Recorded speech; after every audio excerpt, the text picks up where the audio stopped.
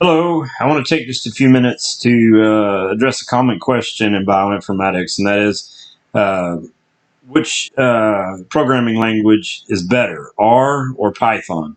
So these are two very popular programming languages for bioinformatics, and I've used both of them. I can write in both of them. Early on, when I started exploring bioinformatics, I preferred R. And for some things, I still prefer R. R has some really good packages in it, and I like the IDE, the interface, to where you can actually look at your variables within the environment without having to call them. So what I've done here in order to address which is faster is I've set up a file that contains 2 copies of an E. coli genome. So it's about 9.4 million bases of DNA. And simply set up a loop to count the number of guanines and cytosines, G's and C's, in that file. And my code that I wrote both in R and in Python both uses a for loop with an if statement within that loop to collect the data on the number of G's and the number of C's. And it also has some pre-processing steps, but I didn't count the pre-processing steps in the execution time calculation. So I was able to compare on the same computer, with all of the variables being the same, whether R is faster or Python is faster.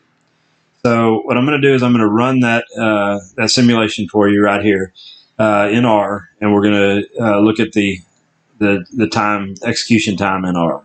So let's go ahead and run this code. And now it's working through all the 9.4 million bases and counting the number of G's and the number of C's. And it's going to take it just a few minutes, but as you can see over here, it's working through this for loop and counting the number of G's and C's. So we'll give it a few minutes. I found it in general, not just with loops, that Python is quite a bit faster than R. One of the drawbacks I found in Python is the quality of the figures that you produce is not always quite as good as I see in R.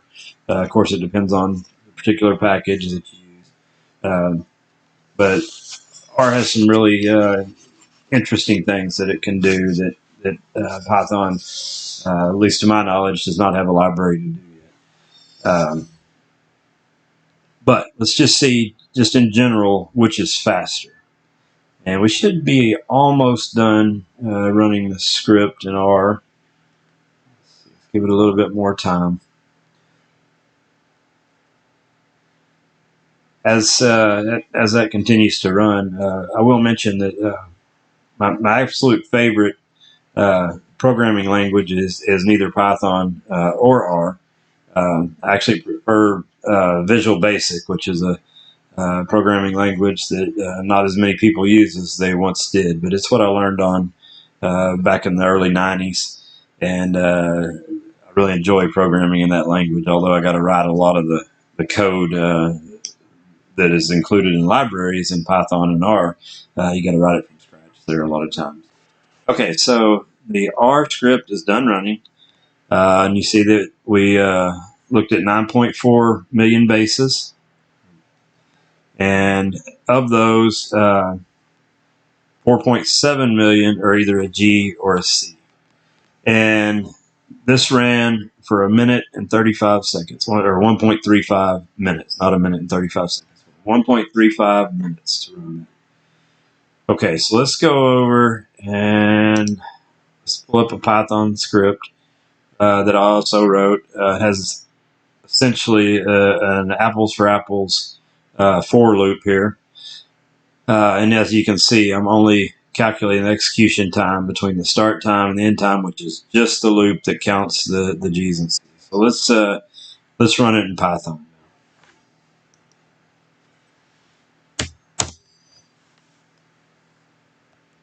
And okay, so it's done running in Python. It took 3.94 seconds, about 4 seconds You can see it's the same number of bases, same number of G's and C's. So 4715056 was the count there. 4715056 is the count here.